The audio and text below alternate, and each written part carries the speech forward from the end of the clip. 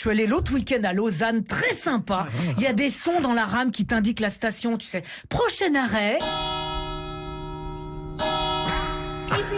Cathédrale. Gare. Lac. À Paris, on devrait faire pareil, hein. Prochain arrêt. Stalingrad. Porte de la Chapelle. Bastille, tu vois.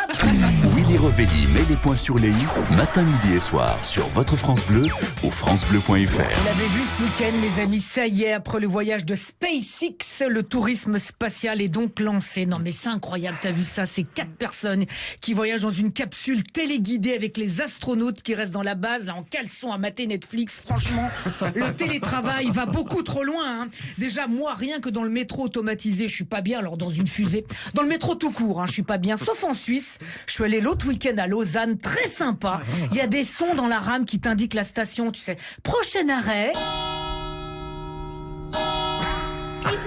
Cathédrale. Gare. Lac. À Paris, on devrait faire pareil, hein. Prochain arrêt. Stalingrad. Porte de la Chapelle. Bastille, tu vois, bah voilà, ça serait beaucoup plus joyeux, tu vois. Alors les 4 touristes n'ont pas été choisis au hasard. Un milliardaire, un médecin, un militaire. Dis donc, et quitte à envoyer des civils dans l'espace enfermés dans 10 mètres carrés, autant s'amuser un peu, merde. Il fallait envoyer un boucher charcutier, une végane, une fémène et Jean-Marie Bigard. Là, on aurait eu une vraie expérience. En plus, t'as vu, ils sont partis avec différents objets personnels, dont un ukulélé. Non mais, ils croient vraiment que si on croise un jour des extraterrestres, le meilleur moyen de communiquer avec eux, c'est de chanter du Julien Doré, tu sais. Nous, venez pas chez nous, y a que des fous, puis pour aller sur la terre, faut le pass sanitaire, ouais. Voilà, non mais le tourisme spatial, je sais pas si c'est une bonne idée. Quand on voit déjà l'impact du tourisme sur notre planète, l'été sur la côte à se baigner entre un sac plastique et une serviette hygiénique, franchement. Et puis, si c'est pour voir des Allemands en combinaison d'astronautes se balader sur la Lune en sandalettes, chaussettes, merci bien.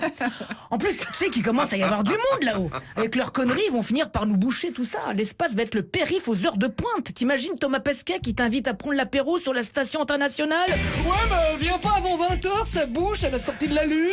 Puis après, on ira guincher au double front, là. C'est la boîte à la mode tenue par les frères Bogdanov. Oh, la piste est dingue, on danse sur leur menton, tu verras, c'est Spice. Bon, en même temps, je les comprends, ces gens, fuir la folie de la Terre le temps d'un court séjour dans l'espace, ça n'a pas de prix, hein. Ah bah si, 100 millions de dollars, putain, tout ça pour voir la Terre vue du ciel. La prochaine fois qu'ils achètent le livre de Yann Arthus Bertrand.